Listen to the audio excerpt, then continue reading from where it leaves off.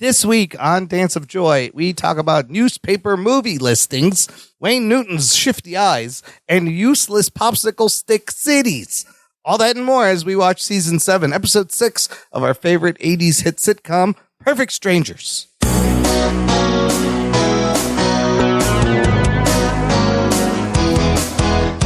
Hello and welcome to Dance of Joy, a Perfect Strangers rewatch podcast. My name is Imran. I'm cousin number one, cousin host number one. Joining me, cousin host number two. Well, she could be number one. I could be number two. It's my sister, Sophia. She is indeed number one. Okay, I guess I'm number two, yes. Actually, he came first, so I guess technically you're... chronologically, I'm number one. But in reverse chronological order, I'm always number one. Spiritually, she's number one. That's all. Emotionally. Yes, spiritually in the metaphysical plane. Telekinetically. Yes. Did you know that, is there a new Ghostbusters movie coming? There is. Ghostbusters Frozen Empire or something. Oh. Sequel to Afterlife with all the original cast returning. Yeah, Bill Murray's in it looks fun. You know, the Ghostbusters Afterlife was pretty good. It was a good... I haven't seen that one either. Yeah, and so I'm kind of looking forward to this one. New York gets frozen over in July, and there's a monster. It's good. We haven't had a good ghost movie in a while. But we have Ghost TV, and we did in 1991, too. That is all to say, welcome to Season 5, Episode 6 of Perfect Strangers, listener. This one is titled Fright Night. Fright Night, and it aired around Halloween. Yes, so 1991. This is they've had a Halloween episode before. Remember the one before? They had like aliens, 4, and they had that party at the Chronicle. Yeah, and what was that? Was like a dream or something? What happened in that one? That stuff didn't happen, right? It was all. Oh, it was a dream because he watched a horror movie marathon. Yeah, so that Halloween episode, you could do wacky things, but it was all, written off as a dream. Great. Just keep that in mind as we go over this week's episode. Also, Fright Night, there is a 80s horror comedy series. There's 2 movies called Fright Night. It had a sequel. 1985, Fright Night comes out. In 1988, Fright Night 2, and then they remade it in 2011. So that's what I thought of when I saw Fright Night, was the horror comedy movie. Okay, yeah. Maybe that's where the name is borrowed from. But in this Fright Night, what are we going to see? Well, if you had looked in the TV guide, you would have read the following description. When a ghost materializes at Larry and Jennifer's house, the cousins play Ghostbusters to drive out the intruder. Ghost. It's like a Scooby-Doo episode over here. Okay. And we have our great cast, of course. Bronson Cho is playing Balky. Mark Lindbaker as Larry. And guess what? Guess who's back? The girls are back. Their significant others are back. Rebecca Arthur playing Mary Ann and Melanie Wilson playing Jennifer, heavily featured in this episode. And we also have a ghost. And we have a ghost, which we'll get to, which is, yes, there's someone cast as a ghost. This is why this episode's a little crazy. But like we said, it aired the week of Halloween, October 25th, 1991. Ooh, spooky. Spooky. Ooh. And Perfect Strangers, of course, is streaming on Amazon. Ooh, for a fee. That's also spooky. They're going to make you pay for it, even though you subscribe to Amazon. something. You give them money. So, yes, you can purchase the seasons on Amazon Prime. Oh, that's scary. Very scary. Boo. All right. But is this episode scary? It sounds like it might be. We'll find out. Let's start in Act 1, and we are at the new house. It's not new anymore, I guess. The giant castle. I mean, it's 6 episodes. Big 4 episodes house. in, 3 episodes old. And Larry and Jennifer are like sitting quite close to each other on the couch, and they're just kind of lounging. Jennifer's reading a magazine. Larry's very into a crossword puzzle in the newspaper. Now, this wasn't an app. It was in the paper. Oh, this is, yes, physical newspaper with a pencil. Yeah. So that if you get it wrong, you can erase. Yeah, this is not your tappy tap screen. And we open with a kind of a cheesy, like, married life gag, where Jennifer's reading this magazine and she says, according to this article, the first year of marriage is the toughest and the key to survival is keeping the lines of communication open. And she turns to Larry. She goes, "We communicate, don't we, Larry?" And Larry just doesn't respond at all and keeps doing the crossword puzzle. Nothing from Larry. And she's like, "Larry?" And he's like, "Did you say something?" And then she goes, mad. "Larry." And Larry. And of course he's kidding. He goes, kidding. And at this point, sometimes they're like canoodling on the couch. Yeah, but after this kind of joke, you expect a line from him to prove that he was listening. Yeah. But they don't do that. All he has to do is say, kidding. Yeah. And she's like, "Oh, Larry." Yeah. And they start kissing. That's it. She's forgiven him. Jennifer is so he didn't have easily to prove that he was swayed. listening. He just is like, kidding. And then Balki runs in through the door with the plot of the episode, as Balki is known to do. That is his job. He jumps over the back of the couch. He's very excited again, of course. And he has big news. He says he was just over at the Finleys. That's a new neighbor, I suppose. Sure. They know their neighbors now, the Finleys. And he's like, "I was looking at the city that Mr. Finley made out of popsicle sticks." Okay. And he goes, "It's Pittsburgh. Even though my first guess was St. Louis, but then I saw that it didn't have a big arch. Where was I? Oh, yeah. Mr. Finley told me news." So a lot of scatterbrained Balki, and we find out about this throwaway joke that doesn't even really come back much later about this neighbor Finley making a city out of popsicle I don't think we ever hear about the Finleys afterwards. The Pittsburgh St. Louis joke kind of comes back with Marianne here in a little bit, but that's it. So he's like, "We got to get over there. Let's go, everyone." He runs up the stairs. You hear Marianne scream, and you hear him go, "Oh, Marianne, put on some clothes and come over to the Finleys." Oh, my gosh. So she was naked. And he runs back down the stairs and out the door. And what did Larry and Jennifer do? Nothing. Just they continue keep to sit reading there. And crossword puzzling. Just sit there. And then Marianne comes down in a bathrobe, and she's like, "What was that? What's going on? What is happening?" And Larry's like, "Something about Finley and a popsicle stick city." And she goes, "Oh, I've seen it. It's Pittsburgh." See, she knew right away it was Pittsburgh. Yeah. Go ahead and talk about that's the joke. That's the joke. It was kind of a weak. Yes, that's a stretch. Surface gag. So she comes over, and she's already downstairs in her bathrobe. She just joins them on the couch. And then Balki comes back in. He's shocked that no one has followed him. And he goes, "Am I speaking a foreign language?" It's funny from the foreigner. Yeah.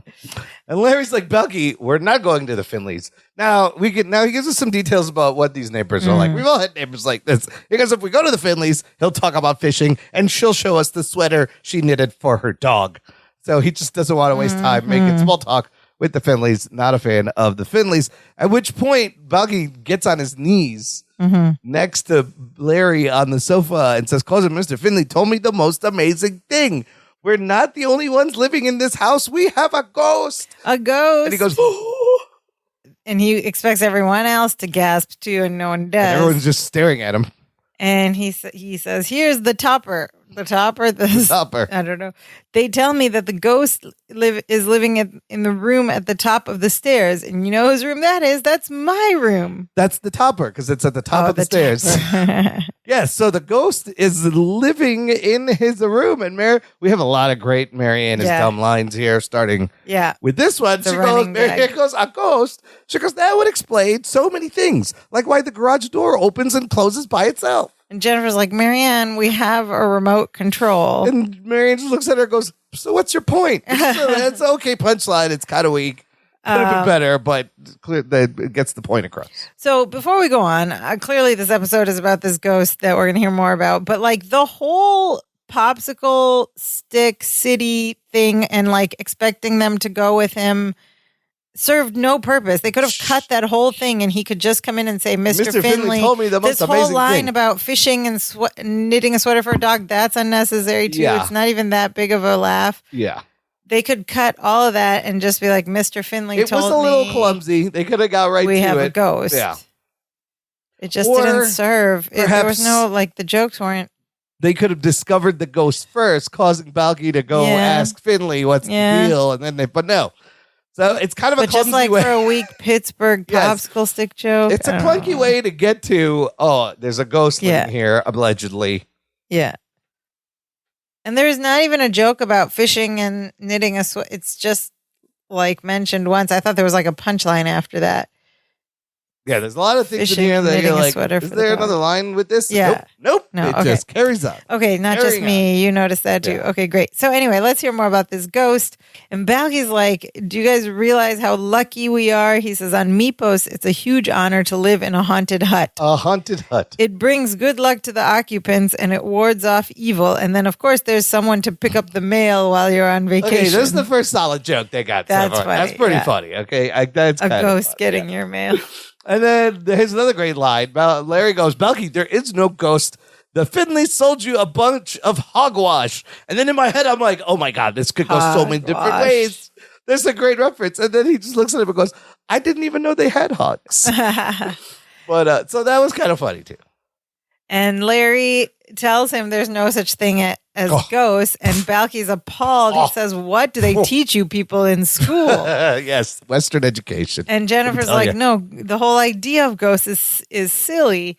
And Balky's like, no, it's not silly. It's an honor. He says, ghosts are very particular about who they move in with. We should be grateful that Chester decided to live with us. Chester? Who is Chester, Larry? Chester Bainbridge. He's the ghost. He's like, haven't you been listening? Yeah, he never mentioned He's Chester the ghost. over here. Yes. Oh, yeah. We've been listening, but he never mentioned Chester. When Balky's excited, he tells him he's going to call Mama to share the good news. He goes, she's going to be so jealous. She's been on a ghost waiting list for over 5 years. Oh, my God. there's a I ghost feel like waiting I've list been on a on ghost Mypos. waiting list. When am I I've been gonna- waiting to see ghosts. When am I going to get my... Oh, I you have don't- not? We'll I get to don't that see any after. ghosts. Okay. If anybody has any ghost stories. You don't see them, but you see the effects of them. That's what I think. Anyways. Oh, interesting. We'll see. All right. So Balky runs off to call Mama. We cut to the next evening. And women now we're are setting in the the kitchen. table. The women are in the kitchen being very domestic and setting the kitchen As was table their for job in the dinner. 1991. Not these two. They have Yeah. careers. Oh, yeah, that's and then Marianne and Jennifer are mid argument conversation Mid-ghost conversation. about the ghost. Marianne's saying, all right, Jennifer, if there's no ghost, how do you explain the sound of water running in the middle of the night? And Jennifer's like, easy. Larry gets thirsty right after we... Oh! And then she catches herself and she just says, believe me, it's not a ghost. That's Pretty pushing it. I like that. This is suggestive 91. for Very TJIF. suggestive for prime time. He After gets they thirsty what? after we play All she jump had to rope. say was Larry gets thirsty in the middle of the night. Yeah, that's kind of funny. So they're having this conversation, and Balky and Larry enter from the side door, and Balky's holding a book and trying to get Larry to read it. He's urging him, cousin, just take a look at the book. Just take a look at any part of the book. Any part, just one sentence. And Larry's like, Balky, get that book out of my face. Larry walks over to Jennifer to give her like a quick hello kiss, and Balky slides puts the book in between them. there. And he's like, "Man, cousin, if you could just pay attention to this one little page here." And Larry's like, I don't care what the book says.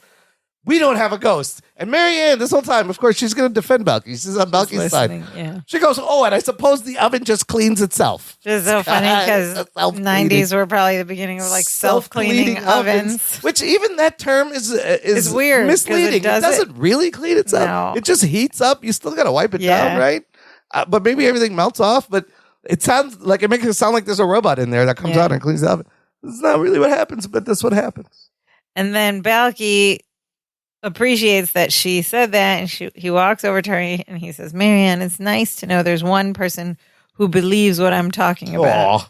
And Marianne says, oh, Balky, I always believe what you're talking about, even when I have no idea what you're talking about. Larry asks Jennifer, how about a movie after dinner? She says, sounds good. He leans in for another kiss, and Balky, again, forces the book between their faces. Yeah. Blocking their kiss. He goes, cousin, just take a look. Just take a look right here. Cousin. And he finally goes, cousin, this book is written by a college professor, Michael Williams Fudd. Fudd. And Larry Larry's goes- like, Michael Williams He Fudd? goes, Michael Williams Fudd. And Larry grabs the book and looks at it and goes, Michael Williams PhD. So funny. That's kind of funny. Come on, Fudd. Fudd. Michael Williams Fudd. Fudd. Okay, so he has a book written by a guy with a PhD. Okay. But Larry's not having it. He gives the book back. He's like, there's no ghost. He goes, I'm going to get the movie section. I'm going to go get the movie section. Yeah. We have to explain what that means. He's going to get, there was a movie section. You'll see in a little while. And then This time he sneaks a kiss with Jennifer before Balky can block him. He goes, kisses her again, and then goes into the living room, right? And Balky is left with the girls, and he explains to them there's a whole chapter on Chester Bainbridge. Chester. And he opens the book and shows them. He says, there's even a picture of my room. What? Look, you see that fuzzy spot? That's Chester. Michael Williams photographed Chester himself. Jennifer says she's seen Michael Williams on Nightline. So she recognizes the name, so she's maybe it's adding starting credibility to this guy and this information. And Balky says the book says that Chester was a really devoted Chicago Cubs fan and a compulsive gambler, and he bet a fortune that the Chicago Cubs would win the 1929 World Series. And Marianne, she chirps up hearing this. She's like, the 29 series? She goes, the Cubs lost in 5 games to Philadelphia. Jimmy Fox hit .350 during that series. And she just stands there and smiles at them. Balky and Jennifer are just looking at her like, what? What? And she goes, something's just sticking in my head for no reason. We used to summer in Beirut. Exactly. And she goes, other things go right through it. So it's other things go right through. It's just random Marianne knowledge came out when she heard Cubs win the 29 World Series. And Balky just needs a pause and he goes, anyway. And he says, okay, so Chester couldn't pay off his bet and they found him stuffed into a trunk in the closet in my room. Oh my God. That's dark. That's okay. Great. Yeah. And Jennifer's like, Balky, show me the picture of Chester in this book. And he points it out. He goes, look, see right there? That's him. And they look at it and they're like, we don't really see anything. And Balky's like, if you just squint, so the 3 of them are standing behind this book squinting. Because it looks like he's got a Chicago Cubs hat. And they squint and they look at him squinting and they're like, nope. We don't see it. And then he's like, you gotta just tilt your head to the right, to the left. To the left. And then all 3 heads in unison tilt. They're all squinting and tilting. And Jennifer's like, oh, yeah. And he's like, oh, right in there. Yeah. And then Larry comes back and suddenly Jennifer is sold on the ghost so quickly. And she says, Larry, there's an actual photograph of our ghost in Balky's room. And Larry's like, I left for like a minute and you're seeing ghosts now? And now Jennifer is trying to sell Larry on it. She flipped so hard. She's like, Michael Williams is a leading parapsychologist. If he says Chester's upstairs, maybe he is. Way to flip-flop, Jennifer. What? I love this. Just like when they were getting married. And she's like, I don't want to marry you. And then he's like, okay. Yeah. And then she's like, wait, okay, let's get married. I love Jennifer's flip-flop. So Larry runs back in with the movie section. What is the movie section? The movie section of a newspaper. It was a printed thing on a paper that got thrown in your front of your Sunday door. Paper, yeah. It was in every issue. Paper, yeah. And if you wanted to go see a movie, you had to find the movie section, find an ad for the movie, and then really tiny print.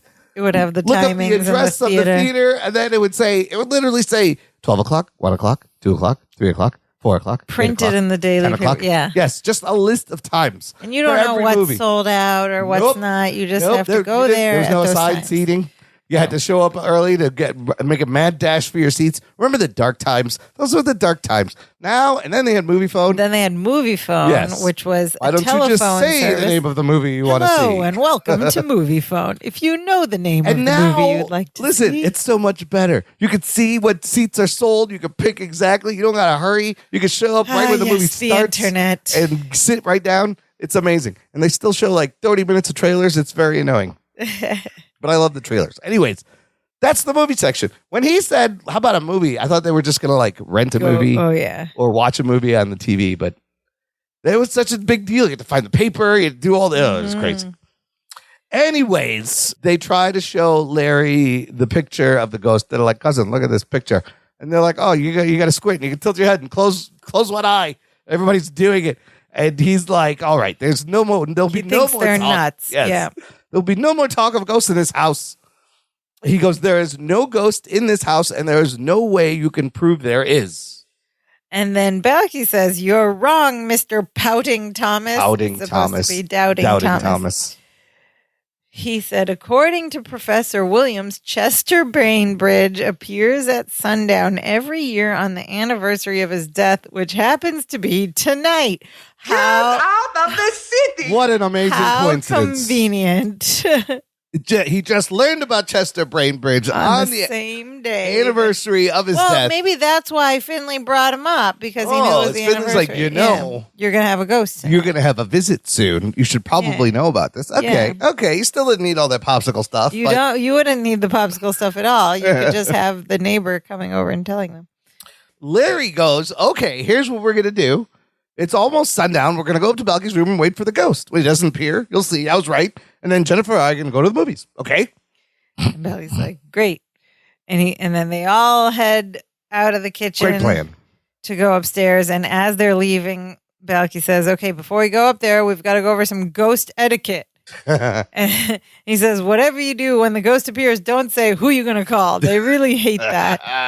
And then they all exit the scene. Of course, it's a nod to Ghostbusters, right? That's great. You have to have a Ghostbusters reference. Yes. And now we transition to a room in the house we have never seen before. It's Balky's bedroom. And it is huge. This has to be like 15-foot ceilings.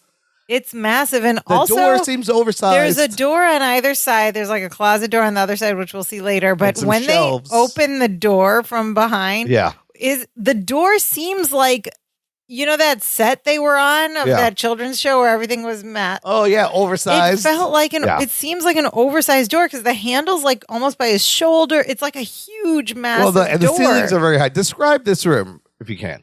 Okay, so Balky's bed is like a twin bed or something. A very small full bed, like tucked into this alcove with like a pointy roof over it. It looks like a little house. And then there's tassels, red tapestries, like embroidered tapestries with tassels, but the door and the wall in the alcove is like a bright blue. The trim is purple trim. Yeah. And then on the other side of the door is like a tapestry on the wall, and in front of it, a portrait of Wayne Newton. A giant Wayne Newton portrait. And the frame has tassels and everything. And then you'll notice, remember he had all those little animal figurines, the red and the orange cats and the tigers, they're all around. And you could see Dimitri on just at the foot of the bed in his own little bed. And like Balky's bed has like a chest at the foot of it. And there's like a creepy doll on the bed. It looks like a scary clown doll. There's a big round, some kind of ornament and above his head. Maybe a portrait of Mama. Stuff hanging. Yeah. I couldn't tell who that a portrait. Is that you think that was a portrait of Mama? Yeah. It looked like Elvis from But the funny thing is there's this chest at the foot of the bed that's like covered in embroidered tapestry. And then the little bed next to it has for Dimitri he's got a little chest just like that. Oh my God, that's so cute. In front of it. Also, that is like Dimitri's little bed with his own little storage chest. The Dimitri intern came back. Okay. Yeah, he came back hard on this one. I got to give him credit. Okay. And there's rugs, and then there's like fur rugs on top of rugs. It's a very, very colorful room. Lots of blues and reds. Very ethnic purples. with the patterns on patterns. Some kind of ethnicity. I don't know what ethnic culture this is. Yeah, nondescript Mediterranean. But this is, it's all Maposian artifacts. It's lovely to see. And then Bucky slowly opens the door, peeks his head in. He goes, Chester? Hello? And that's the scene where I think he looks so small in this door. This door is like massive. He goes, we're here, which is... Poltergeist. They're here, Carol Ann says. Yeah. Turns it to we're here. And nothing happens. He's like, okay, I guess we're a little early. Come on, everyone. Let's go walk inside. And everybody walks in and they're looking around. They're like, Bucky, when did you find time to do all this decorating? Larry asks him. Bucky's like, what decorating? I just unpacked. And he said, I wish I had done more now that I know I'm not in here alone. Oh, Marianne hears this and goes, you're not? Well, just who is in here with you, mister? Bucky's like, Chester, the ghost. She goes, all right. Oh, it's adorable. It's adorable how not smart she is. And then Jennifer screams. So we're like, oh, did you see a ghost? No. She says, it's Wayne Newton. She's like, his eyes are following me from the poster. And then Larry and Jennifer are like standing next to each other. They move back and forth staring at this, at the poster. And Larry's like, oh my Lord. You're right. The eyes are moving. And Balky says, well, of course they are. Don't be ridiculous. He goes, I paid extra for the poster with the movable eyes and the scratch and sniff cologne. It's Wayne's own fragrance. It's called Wayne Drop. Wayne Drop. So it smells like Wayne, movable eyes. Drops. Who moves the eyes, though? How do they follow you? Is this You know what's somebody so back there? funny? I totally saw that joke coming. I paid extra You paid for extra that for the movable eyes, of course. before Yeah. he said the line. I called it. I'm like, that's going to be the joke. He paid extra. And then they do this whole thing, and I think this is just like a way to get the poster out of the way because, again, it's a bit that really amounts to nothing. Where he's like, I don't know where to put this poster. Here's my dilemma. And he grabs the poster and walks over all the way to the left and puts it on the other side of the room. He's like, I would love it to be the first thing you see when you walk into the room. And he puts the poster down on the floor and then goes back over to the other side. Now you can see the red tapestry. He's like, on the other hand, it looks best over here in the sunlight. What to do. So I don't know why that bit is in there. It was just to move it because the poster, then I guess, Larry walks past Balky all the way over to the right and he goes, there's nothing to be afraid of. There is no ghost. And he goes, Chester Bainbridge was just some guy who was dumb enough to hide from the mob in his own room, at which point Larry is suddenly thrown, goes flying into the wall, bounces off the wall, slams into it, and falls down. Yeah. And then pops up again and looks at Balky and goes, what'd you do that for? Balky looks at me, but clearly, and nobody saw this. Saw it. Of the four of the other three didn't see this at all. The audience saw it. Get thrown against the wall. It's for no pretty reason. fast, but it's funny. Yeah. Good physical comedy. Yeah, and he just pops up and goes, "What'd you do that for?" And Balky says, "Do what?" And Larry says, "You shoved me." And he says, "No, I didn't shove you." And he goes, "Well, somebody shoved me." He's like, "What happened?" Now that line where he insults Chester, saying he was some dumb guy who's dumb enough to hide from the mob in his own room. Yeah. When we find out this information, isn't Larry in the other room getting the movie section? Maybe they filled him in on their way up the stairs. Way up the stairs, they're like, here's what you need to know about Chester. Okay, it's possible. Because I was like, how did he know that? Yeah, that's a good point. How did he know that? That's a good point. So, but Balky is excited because he goes, it's Chester. Chester, he goes, hi, how are you? Looks like around. Out into the room, yeah. Larry's like, Balky, you are talking to the air. And he goes, there is no ghost. But then he goes, but just take that. And he shoves the air, kind of trying to give it back to Chester. Balky's like, no, don't do that. He's like, don't ever be rude to a ghost. They're a lot like alligators. They're fun to have around the house just as long as they're in a good mood. That's interesting. He had alligators in the house. He must have had alligators. And then Larry's like, all right. He takes a step into the room and he looks around and he goes, Chester, if you're here, show me. Come on. Come on. And then he says, sarcastically, do that voodoo that you do so well.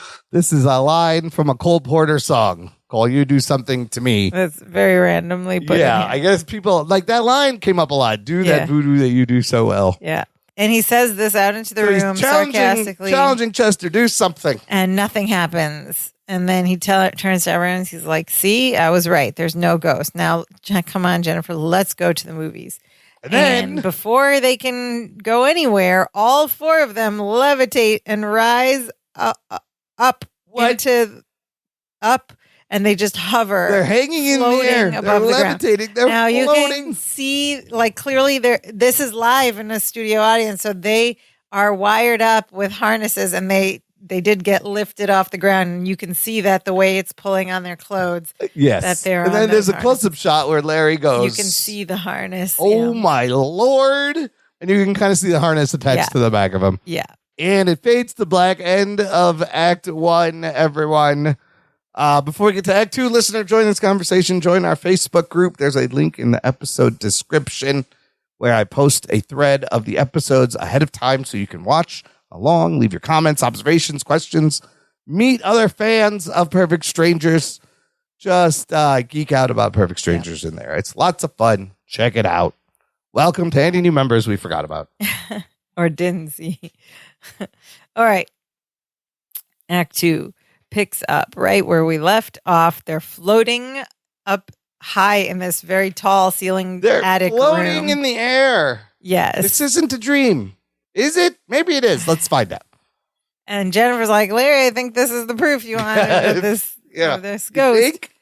And Larry, even floating in the air, says, let's not jump to conclusions. There's got to be a logical explanation. They also learn, like, when they cut to the transition back, there's a light on in the room all the way to the top under the turret external in the tower. Yeah. So that's Balky's room. Is like all the way above the little tower. Still has such high ceilings. It's got like 20-foot ceilings. Even though it's like in that attic room. Yeah, so Larry still thinks there's some kind of scientific, logical explanation. And Balky's like, give it up. We're floating in air. And he goes, okay, how about this? The furnace malfunctioned, creating a backdraft, which came up through the vents, which created a thermal vacuum, causing things to rise. Kind of like what keeps airplanes up. What? It's ridiculous. And then Marianne says something even more ridiculous. She's like, really? Well, what keeps interest rates up? I don't even know why this line is in here. Funny. It has nothing to do with it, but she's like, what keeps interest rates up? It's kind of funny, actually. Yeah. Yeah. And then suddenly they are Marianne, Jennifer, and Balky are gently lowered to the ground. And Balky's like, thanks for the ride, Chester. And then Larry's still floating. He's like, what about cousin Larry? And you see Larry drop harshly. That could have been, he should have just dropped him on his face. So Chester was a little not as gentle with Larry coming down. It's kind of funny. And then he's like, okay, we're all back on the ground. It's all fine. No harm done. I admit something strange just happened. Okay. I have no idea what, but it has nothing to do with the ghost. He's still denying a ghost, He's still skeptic, even though he was just floating. And Jennifer goes, Larry, this house is obviously haunted. I'm going to a hotel. Are you coming? And Larry's like, no, I'm not going to get driven from my house by something that doesn't exist. And she tells him, fine, stay here. She's going to Kingsley Court. And she goes, come on, Marianne. So it's just assumed Marianne's going with her. She didn't even bother asking Marianne if she wanted to stay. Go. She's like, come on. And then Marianne's got another kind of a great dim-witted line. She goes, having a ghost would explain why every time we open the refrigerator, the light goes on. And as they're leaving, Jennifer is like, no, Marianne, the light goes on because. Yeah. And then she just stops. She goes, yeah, having a ghost would explain why the light goes on. She does the thing about Larry does the Balky. Does not going to explain it. So they leave. Interesting that Jennifer's still so bossy over Marianne. Oh my God. Marianne just lets her get away with it. She's the alpha one. They leave. The girls leave. Yeah. Larry is pissed at Balky. He's like, thanks, nice work. I'm sleeping alone tonight thanks to you and your idiot ghost. And at which point Balky's like, cousin, and he puts his hand over his mouth. Yeah. He's like, don't call Chester an idiot. He goes, ghosts resent having their intelligence belittled. They think because they've seen the whole universe, they know everything. And Larry's like, okay, he's not an idiot. And he says into the room, he's a jerk. Oh, Balky's like, cousin, and he covers his mouth again. He's like, what are you doing? And then Larry pushes him away, and he starts to leave the room. He heads to the door, and he goes, do you think Chester would be upset if I went down to the basement and checked the furnace? And then as he's about to leave, the door to the bedroom slams shut right in front of him. And it surprises Larry, but he still doesn't believe. He's like, it was just a breeze. Yeah. And then suddenly the window slams shut on the other side. He's like, the foundation's settling. Yep. He's trying to explain all this. And then one of Balky's little animal creatures that was on the right in front of the Wayne Newton poster just starts floating. And we hear a weird, like, whistling, ghostly whistle. But I was like, wait, are they hearing this in their world Possibly. too? Or is it just Is it just for us?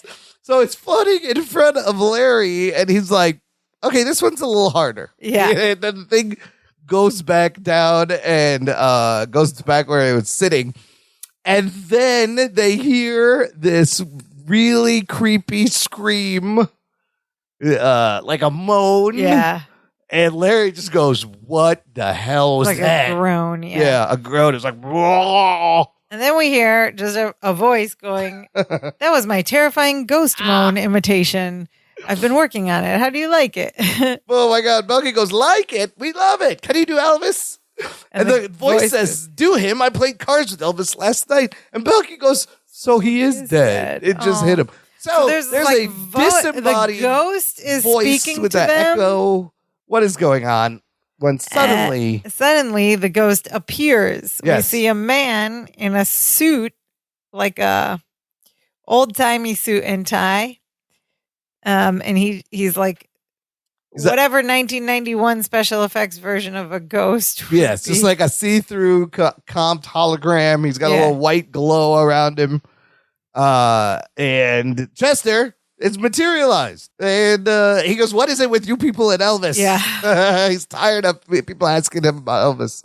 And then Balky goes, cousin, look, it's Chester. And of course, he goes to hug him. Yeah. This is what Balky does. Goes, when "Hi, Chester." suddenly Chester dissipates into balls of light and it swoops around and disappears. It's just like this white. It's like a Disney composited. Cartoon, yes, it's like early Disney stuff. And I'm like, what is happening? Okay, there's a ghost. This is a ghost. They're talking. This is a ghost. Okay. So finally, Larry sees all that and he goes, Balky, we have a ghost. Oh, he's finally like, no. No. And then Chester materializes and goes, oh, the little one catches on quick, doesn't he? The little guy catches on quick. The dig on Larry. And Larry backtracks and tells Chester he didn't mean to call him an idiot or a jerk. And he goes, are we square?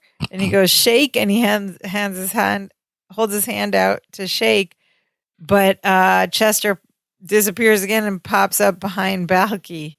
And Chester's like, you're too late. You blew it. Uh-oh. You think you're so smart just because you're alive? Ooh. Well, I can fix that. No more, Mr. Nice Ghost. Oh, they've angered Chester. This isn't good. And he disappears again.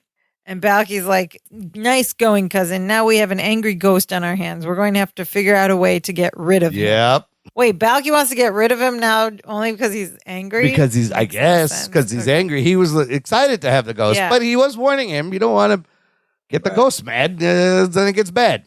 We've seen that in Poltergeist. You don't want to. If you move the gravestones, you got to move the bodies too. And Larry's like, no, it's going to be fine. I'll just apologize. Okay. Is that going to work? Balky goes, that's not going to work. It's too late for that. And Larry says, it always works. I do something for you. You get mad. I apologize. You forgive me. Same thing happens with Jennifer. It's a beautiful system. And then they go through the whole bit where they're both arguing and Balky's just like, cousin, I don't think. And Larry's like, don't think. Just let me in. Balky's like, no, cousin, let me finish. Cousin. He goes, did you grow up in a hut? You hear him say? And they just argue, talking over one another. Larry's like, just let me do this. No, cousin. Balky, no, I know, cousin. I know a little bit. No, Balky, just let me do this. Just let me do this. All right. I know. Just let me. And he goes, all right, fine. And Larry goes, thank you. And then Balky smartly takes one big step to the left to distance himself from whatever's going to happen. And Larry speaks into the room and he says, Chester, I'm really, really sorry. He says, I don't know what came over me. Just sometimes I get in these moods. And, well, I've been going through a lot of changes lately. New wife, new home, a lot of things. And then we hear that ghostly moan again. And like this candlestick flies across the room and barely misses Larry. It hits the door, and this is a blunt object. Force, it was thrown. He freaks out. He tells Balky, Balky, did you see that? If that would have hit me, he would have killed me. He goes, he's trying to hurt me, and he pulls Balky in front of him. He's like, do something. You do something. And Balky's like, you can't just make a ghost go away. You have to drive him away. How do you drive them away? Balky says, you have to make them angry. You make him angry enough, he'll use up all his energy by having a ghostly tantrum. So this is Balky's plan. I don't know. He knows a lot about ghosts. This makes no sense. He's saying you got to get a ghost just spun up, wild up, and then they have a ghostly tantrum. They run out of ghost energy. And then he's like, cousin, why don't you try it? You're good at making people mad at you, making people angry. And so Larry's like, okay. And he says into the room, Chester, when you died, you were so ugly, they buried you face down. Oh, burn. He's making ugly jokes. But then nothing happens. And Larry's like, okay, didn't work. Nothing's happening. And then we see Balky's right arm starts moving on its own. Just his hand. His hand is flailing around, right? Yeah, all of a sudden. It's just moving, doing crazy spastic things. And Balky sees it and he goes, cousin, something is happening. He's like, what's going on there? Balky's like, I don't know. And his right arm goes straight up in the air. He does big windmills with it. Yeah. And it's going crazy. And he's like, something big is happening. I have a feeling that Chester has a control of my hand. And he's winding up his arm. And the arm swings back and swings way forward. Back. Yeah. And knocks Larry onto the bed backwards. Larry falls and then pops right back up. It's so funny. It's pretty good. There's a lot of good physical comedy coming here. Yeah. And his hand keeps going crazy. He goes, I can't control it. I still think Chester has control of my hand. He does it again with his hand, knocks Larry onto the bed. And then his other hand. Like, stop it. He's like, stop it. And then his other hand goes up and comes down and grabs Larry from the back of the head, Larry's head with his hair. It starts flailing around. And Mark Linn-Baker is just flying around. Yeah. It's super funny. And then Balky's other hand goes up and he's like, oh. And the hand comes down, and now Balky is choking Larry. Oh, yeah. Chester is controlling Balky to choke Larry, and then Larry grabs both the hands, throws them off, finally gets to free himself. And they're like, okay, I think we've got him on the run because he let go of me. This hand bit will continue, but this is, have you ever seen Evil Dead 2? It's a Sam Raimi movie with Bruce Campbell. In that movie, Bruce Campbell's hand gets possessed, and it's so good. Bruce Campbell, it's hilarious. It's like a dark horror comedy. Yeah. His hand goes crazy. He starts smashing plates on his head, and he's punching himself in Evil Dead. And eventually, he has to cut his hand off in Evil Dead 2, and he attaches a chainsaw. And then Ash has a chainsaw hand, which you see in Army of Darkness. It's amazing. It's a great Sam Raimi movie. But that's clearly where they got this from, is from Evil Dead 2. Okay. So what is the outcome of all of this? So Balky says, I think we've got him on the run because he let go of me. So they angered him enough to send him away or something. And he's like, okay, let me try too. And Larry's like, okay, go get him. And so Balky steps into the room. He says into the air, Chester, you have the spleen of a cowardly goat. They both cringe, expecting something, and nothing happened. Yeah, they flinch.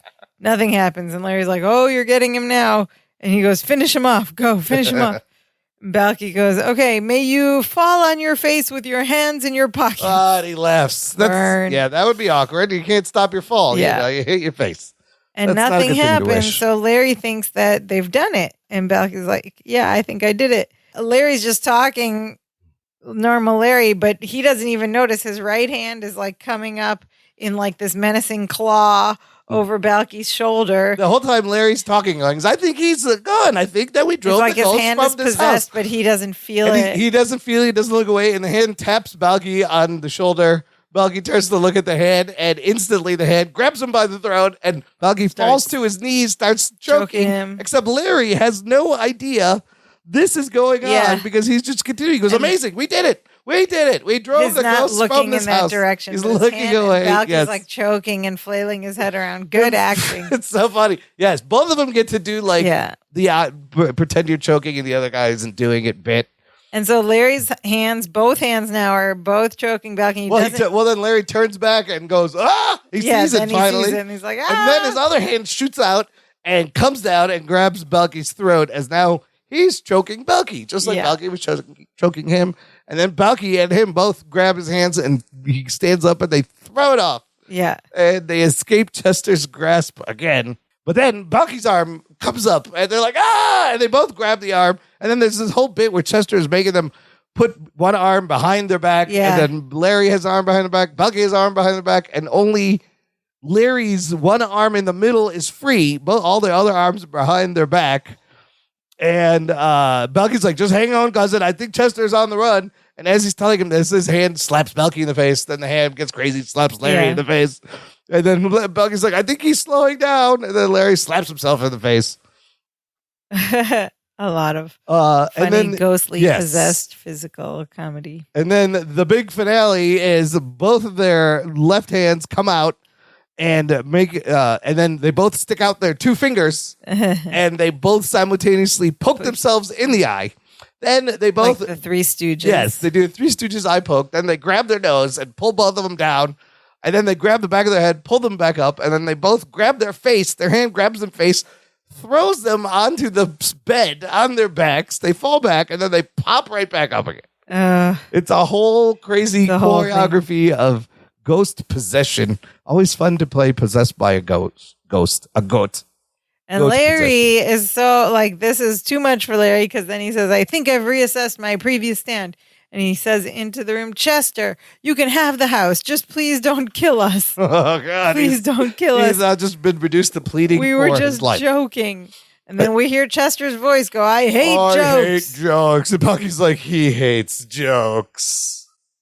And then they're both very afraid. And then suddenly both of them get pulled back and thrown forward and they slam into the wall. And then they just fall back onto the floor unconscious. It's a great stunt because they act like they pull back, they run across the room and just jump and and body slam into the wall. Yeah, body slam the wall. And they're on the ground, out. Whoa. Cold, knocked out. Oh, my God. That was a crazy ghost interaction. Before we get to the end, let's talk about Chester.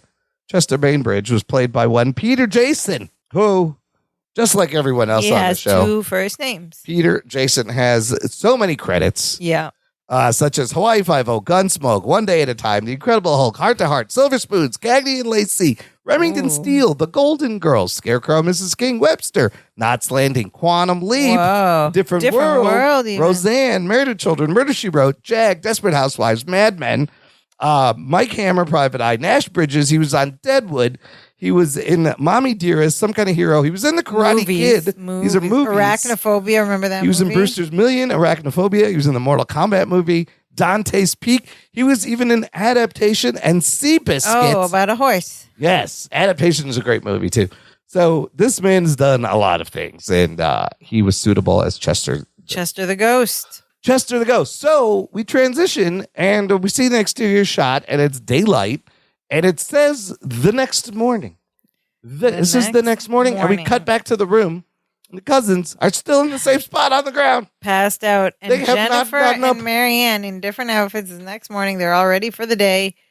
Come open the door to find them. Okay, you mean to tell me Jennifer and Marianne did not look for these guys all night? No, she went to the hotel. Why would they look for them? She went to the hotel. They're like, we're going to the... Well, I'm going to stay at a hotel. They weren't there. Right. Okay, that explains it. Yeah. And they're like, "Oh no, are you okay?" And the guys like hear them and wouldn't you come see out that of and like this... try to call like an ambulance or something? No, but they come to they wake up and he's like, "Oh, you're back. I missed you." Marianne says, "Oh, Balky, I'm so glad you're safe." And Jennifer's like, "What happened? Did you get rid of Chester?" I love this. Larry goes, "Did we get rid of Chester? Did we get rid of Chester?" Then he leans over and goes, "Balky, did we get rid of Chester?" And Balky goes, "Yes, we got rid of Chester." And Larry goes, "Of course we did." And then Larry goes back to being all macho. "Oh, of course we got rid of Chester."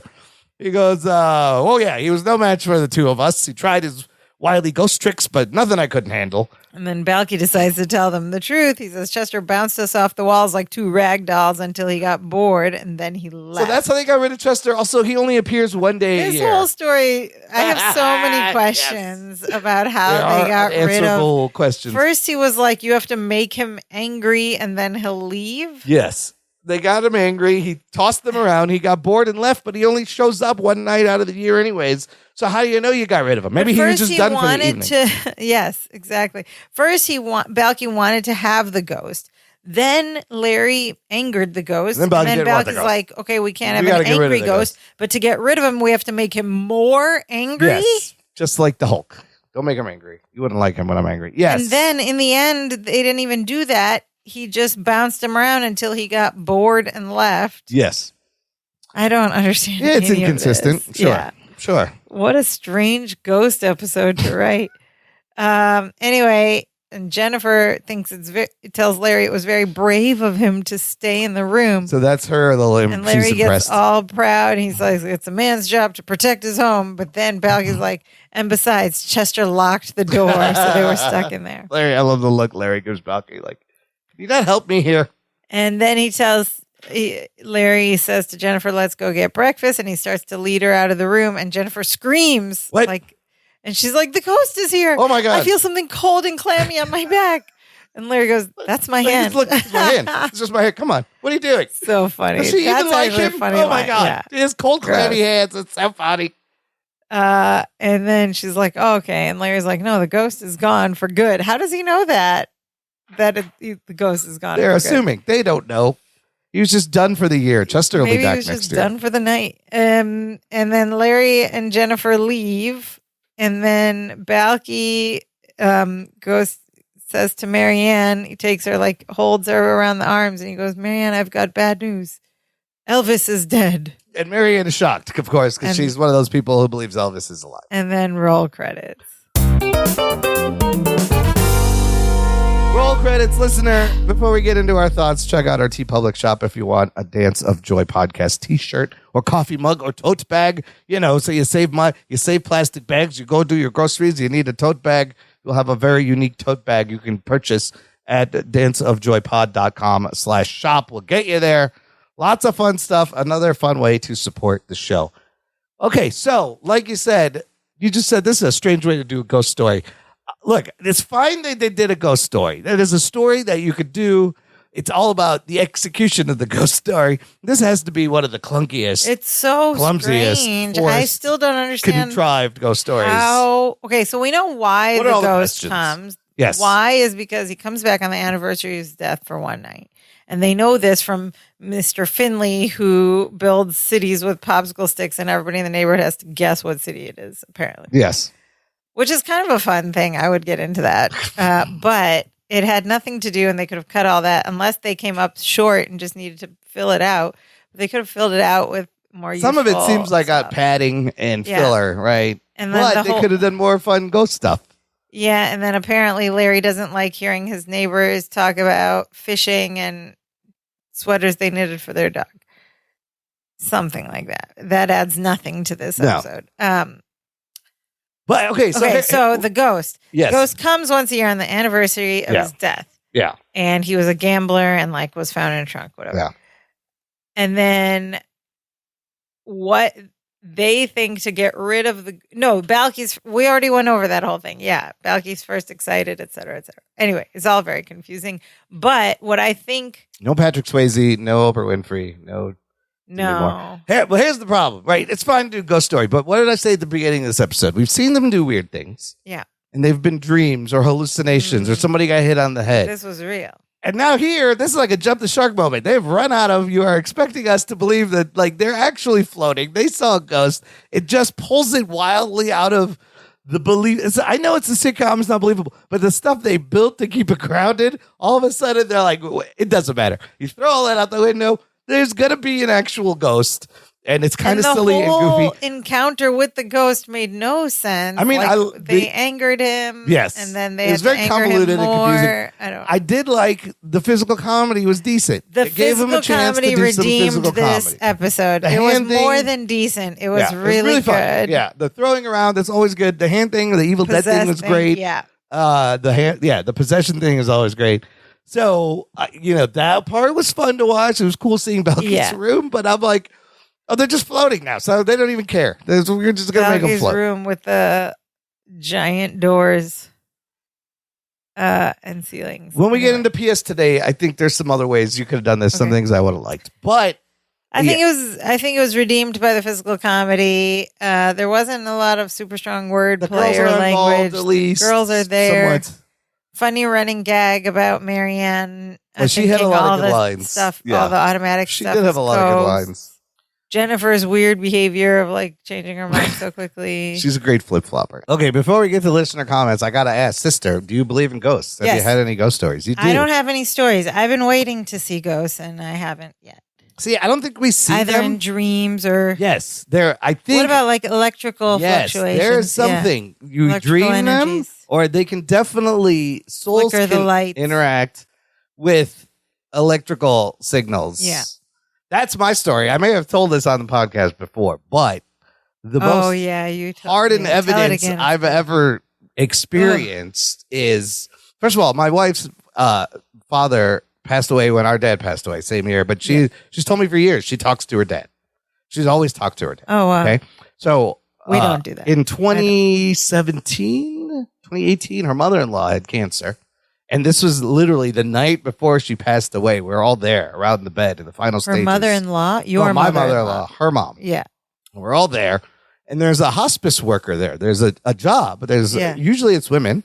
They go to people's houses when they're passing away to help them transition, right? Mm-hmm. And her brother is there. Like a death doula. Yes. So I'm there. She's there. Her brother's there. Who's kind of a skeptic. And we're talking to the hospice lady, asking her, have you had any experiences? And she's telling us these crazy stories, right? And my wife goes, oh, I talk to my dad all the time. I feel him all the time. And the hospice lady turns to her brother, who is very skeptical. And she goes, Robert, do you ever talk to your dad? Mm-hmm. And he just scoffs right away. He goes, of course not. And right then, the lights above us start flickering. To the point where I stood up and I turned around because I was leaning against the wall. I thought I hit the light switch. There's no light switch behind me. It was right on cue, as if their father was there saying, "You idiot, I'm here. I've been trying to talk to you." And he was there waiting for his wife. Oh, absolutely. I think she saw him and he helped passed, her. Yeah. But I think it's real. Did the brother? I don't know. I don't know if he put it together. I think because did you guys freak out? I don't know. I felt like a chill, but you can, because then I was like, wait a minute, how's this house wired? Would this electricity be, if there was a surge, would just this room be affected? His brother was trying to be logical about it. And be like, what breaker is it on? What happened? But like, you can't explain it. Now, the hospice lady, there's one lady who's written a book about all these experiences. And there's stories about there's influence people on TikTok. Yeah. The stories like there's wind chimes outside and there's no wind and the person passes and the wind chimes go. But there's no wind around. Like she had told us stories. I was like, oh my God. Like this. So there is something there. The energy, you can't destroy energy, right? It's transferred. Something happens. Their souls, they're watching us. Yeah. Your loved ones are watching you. I'm convinced. But I haven't had any interactions of anybody from our family, which is weird. I've been waiting. Either like to see them in a dream or somehow feel them, but I don't. I think there's evidence. We just don't We're just not open to it. Yeah. Or we don't pay attention. Yeah. Or we just write it off as, there was a power surge. When I moved into my current apartment, the bedroom lights, they still do actually flicker a lot, or I'll turn them on and then they get dim. And it turns out the wiring's all messed up. But it was super creepy in the beginning because the wiring was messed up and it's light connected to a ceiling fan and the wiring was off. They had installed it new before I moved in. But the fan would just like go on by itself and the lights would come on by itself randomly. Yeah. And I'd be like, oh my God. And I thought it was ghosts, but then I talked to the landlord. He's like, okay, I'll send an electrician. So in Chicago, there's a lot of buildings where there have been mass casualties and people have died and people hear ghosts. Like my wife, they were opening where she used to work. They were opening another facility. It was this big warehouse and they had to bring in a shaman with sage to excise these ghosts because they would hear late at night just like a bunch of people walking around and voices. And they looked into it. That's so creepy. And I believe there was a fire in a building at this site previously where all these workers died. Stop. So there's tons of stories like that in Chicago alone. I'm going to be so scared and driving you home hear tonight. these people. Like, so if someone has died where you are, like they definitely are connected to this location. Well, I live right next to the cemetery. Yeah, so that's a thing too. So they're around. Actually, like literally, I'm neighbors with our father. Who are you going to call? That's right. Oh my God, it's right there, isn't it? A couple blocks over. And the grandfather is right next to him. And grandfather, Who are you gonna call? aunt and uncle, and some other people. All right, were our listeners spooked out, or did they think this whole thing was silly? Our listeners. First up, we have listener cousin Pam Hitchcock, who had a lot of comments about this episode. She says, I found Balky's room to be more frightening than any ghost. It's a little gaudy. It was like Linda Blair threw up Meepos in there. That's pretty good. That's pretty accurate. I love it. She says, for the sake of argument, we'll say ghosts exist, and there are many who believe they do. Did Balky expect Chester to be friendly? When are ghosts ever friendly, especially when they were murdered? And can ghosts levitate people? Sure. Why not? I don't know. Apparently they can. I don't know. Didn't the ghosts in Beetlejuice cause a lot of havoc? Yeah. Also, sometimes when you feel a chill in like a certain part, like that's a ghost like walking through you. That's what they say. Stop. Yeah, I know. Yeah, but so the signs are there. We just don't pay attention. You know what? A few days ago, I was so cold and chilly and shivery in my apartment all night, and it was warm outside, and I was freezing. Well, no, that's just because the building is keeping the cool in. All right. So she goes, why didn't they just leave Chester alone? He wasn't bothering anybody or anything. It just happened to be the anniversary of his death, and I guess you could visualize him then. But Balky knew what would happen if he tried to prove anything to Larry. He has 6 years of experience there. Yeah, he needs the evidence. Yeah. Next, she says, speaking of anniversary, isn't it convenient that Balky found out about it that day and became a ghost expert after reading one source of information? Yes, it is. Well, listen, in the 90s, you had to just rely on one source because you didn't have a lot of sources. You had to go to the library and get a book had to go find by Michael Williams Fudd. Fudd. You had to trust a Fudd. Dr. Fudd? Elmer? Elmer? But maybe Elmer had a PhD. Maybe it was Dr. Elmer, and we've been PhD. mispronouncing it Fudd. this whole time. Elmer PhD. All right, so Pam Hitchcock also agrees with us. She says the ghost lore is confusing. Yes, it is. Is the ghost living with you, or are you living with the ghost? Do they travel the universe or are confined to a particular space or object? Now she just asked a bunch of questions about how do ghosts work. How does time apply to them? How long does it take them to traverse the universe? Can they travel at the speed of light? Do they teleport? How and where did Chester play cards with Elvis in the afterlife? Yeah, have you seen the ghost movies? They got there's a lot going on up there in the made up afterlife there. She thinks Chester looked. Have you seen Beetlejuice? It's crazy. She thinks Chester looked like a circus barker. Yeah, if he had like a straw hat, he would have been. It was like just a flat plaid. brim, It was a plaid suit he's wearing. And she says what we thought too. She says, I don't believe Balky and Larry actually ran Chester off. He appeared at sundown, so it stands to reason he left when the sun came up, and then he just went back to his trunk and unobtrusive haunting. I think he's still there. Yeah. He'll show up next year. The show will be canceled. It'll be over by then. The show won't be on anymore. Cousin Pam concludes, I couldn't even conjure up a smile during this episode. Oh. The only positive thing I can say is that it actually had a cohesive plot. Did it? Dreadful as it was, which is more than you can say about the past few episodes. In this spirit, I'm going to give 9.9 Baba Stickies, almost to the bottom of the negative that's a scary scale. That's a scary score. I don't think it had a cohesive plot. I think the positive thing was the physical comedy. Yes, but the plot is all over the place. Next up, we have listener cousin Nicole Stoner. Oh, did she like this episode? She did not. She writes, this is my least favorite episode of the entire series. Oh, ouch. All right. And I was not looking forward to rewatching it again. For the podcast, we appreciate your efforts. Thank you for going through that torture. Nicole Stoner.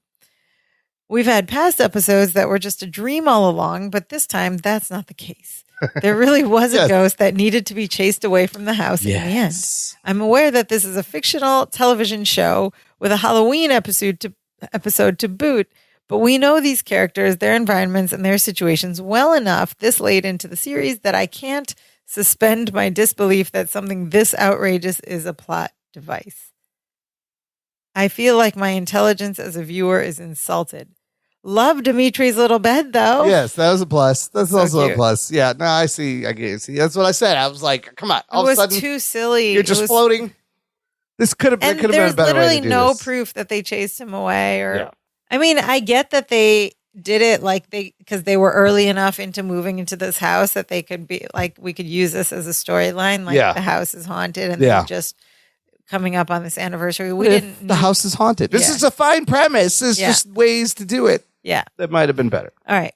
And we have one more listener comment from listener cousin Whitney Smith, who agrees with all of the confusing questions about the ghost and how did they chase him away? Did they not? What actually happened? Like none of this made sense. She says all of the reasoning, the whole reason about this ghost, none of it made sense. Anyway, she did, however, appreciate the St. Louis reference, which Balky called St. Louis. Yeah. Because cousin Whitney is from St. Louis and so is Marklyn Baker. Oh. And so she appreciated the mentioning of the Gateway Arch. Just like I love when they mention Chicago things, you know? However, she prefers Balky's bedroom in the apartment, which we saw in season 5, episode Poetry in Motion. Yeah, it's a different room. And she wants to do a poll among our group, or even broader maybe, of like which bedroom do people like better. It was different. You can tell us that in the group, and also leave any ghost stories you may have. I would love to hear if anybody else has had any experiences. She got a kick out of the physical comedy and the possessed hand thing. That's the best part of the show, right? That's the only good thing. And she also loved Dimitri's little bed. Yes, and Balky has a vest on, so everything's great. Don't be ridiculous. Was said once. Of course I have. Don't be ridiculous. And a pretty great Dimitri appearance, as we have mentioned. Mm-hmm. The intern was back. He's like, I got to make up for these past few episodes. Mm-hmm. Let's give him a little bed right up front. Yay. And now we come to Perfect Strangers today. can we remake this episode today? Will things still hold up, or do we have to change anything or update anything? Oh, you got to change a lot. Are ghosts still real? You can make this today. The premise is solid, right? But the way you do it first is like you introduce something weird that happens, and then they learn this information of their home. But then it would be great if they made it ambiguous, where the things that you don't see the ghost, but things that happen could kind of be explained by things they don't know about the house. Yeah. But maybe there is a ghost. Like the whole thing should have been ambiguous. It would have kept it a little more grounded in their reality. Yeah. Instead of them straight out just floating them and bringing in this one, ghost. They actually saw the ghost. Yeah, that's all much. Yeah. But it should have. They could have played with it and like built the tension. Candles could have went out, but that could have been like, oh, we forgot to close the flue in the chimney or whatever. But then something happens you can't explain that maybe they don't see, but the audience sees, and we're like, oh, wait a minute. And you're not really sure if there's a ghost or if it's just like all a crazy coincidence. That's what I would have done. That's what you could do. You can still do it today. It's a solid premise. There's still always, they're in a new house. There's a ghost in the house. There's a show called But you'd Ghosts. have to like have a better story about like why this ghost appears and what makes him go away, and some Meposian ritual may be involved, and like this. Every explanation here was so flimsy and didn't. I like that. You could do it like there's a Meposian ritual, and suddenly only Balky can see this ghost. Kind of like the show Ghosts, where it's like one guy sees the ghost and he's the vessel. They only talk to him. Yeah. And so after Balky does this thing, you wouldn't have to. You wouldn't have to have the effects. You could just have a person there that only Balky sees. But then kind of make him question: is he hallucinating? Or he drank some Meposian fluid, and maybe that's why he's seeing this thing. Like, it would have been better. Just make the whole thing ambiguous, have fun with it. This was just like too literal. It just didn't have any depth or explanation about this ghost enough. Anyway. So, what would you say? I'd say it's a mid-score. Mid-score. You could do it. You just have to change entirely how you do it. But the premise is still relevant. Yeah. That's it for this week. Join us next week when I'm looking forward to this one. We get another great tribute to another classic comedy duo. Another tribute. We've seen them do we've seen them do Honeymooners. Oh, that's right. At Frank what's his name? Ralph Cramden. Ralph and Ed. All right. There are other comedic duos that they can spoof and act like. We're going to see another one next week with a title of an episode that also I have an issue with. Why people pronounce words the way they do when they're spelled differently. Well, you'll see. You'll see when we get there. Because I just pronounce things differently. But if it was supposed to be pronounced a certain way, it should be spelled a certain way. That's all I'm saying. In the meantime, I gotta look this you up, can also support the show monetarily with giving some dig-does with Larry's face on it from last episode. Oh, that never happened. You can buy us a virtual coffee. Visit our website. Face on the money? Yes, the 5 dig-does and the pinkies. Get your face on our money. Not really, but support the show at danceofjoypod.com/support. Get your money on our face. Get your money on our face. All proceeds go back into hosting the show and keeping it coming out. I just saw You see the title? Yeah. Yes, we'll get into it. Okay, and as always, please, you're always welcome, and we'd love to see you come and visit us on our website, danceofjoypod.com. From there, you can visit us on all the places in the ether where this podcast is available to listen to stream, to like and rate and review and subscribe to. Go do all those things. We would absolutely love you for it. You can also go to our website and press a button right there on the main page and leave us a voice message. We get so excited when we get these. It just makes our day. Leave us a voice message. Tell us about your ghost stories. Tell us if you understood what was happening with Chester, what's his name? Bainbridge. Old Chessie Bainbridge. But we want to hear your ghost stories and how and if you ever successfully drove the ghost away, let us know how you did it. If it's a really long story and you're more of a writer, you can send the story to us at our email address, danceofjoypod@gmail.com, or on any of our social media sites. We're on Facebook, Twitter, and Instagram. But Imran, what is the most important thing our listeners should do? Always be nice to your ghost. Be nice to the ghost. Because Don't anger the ghost. he'll help you out. He'll take your dog out, get the mail when you're on vacation, and be nice until you got to get rid of him, and then you cannot be nice. Then you can be mean, apparently. No, the most important thing is share this show, listener. Share it with the ghost in your house, with the Ghostbusters, with the shaman, or in the next seance you attend. Share it with any FUDs you know. Any FUD. Yeah, next time you're on a Ouija board, just spell out Dance of Joy. FUD. And tell people the spirits are telling us to listen to this podcast. That's an excellent idea. Word of mouth goes a long way, especially in this world, if it's word and of the ghost world. mouth. Yes, in both realities. Word of ghost goes a long way. The living world and the soul world. Share the show with your ghosts. Ooh, spooky. And that's it for today. Now we are so happy. Now we are so happy. We do the dance of joy. Die, die, die, die, die, die, die, die, die. Hey, hey, hey, hey, hey.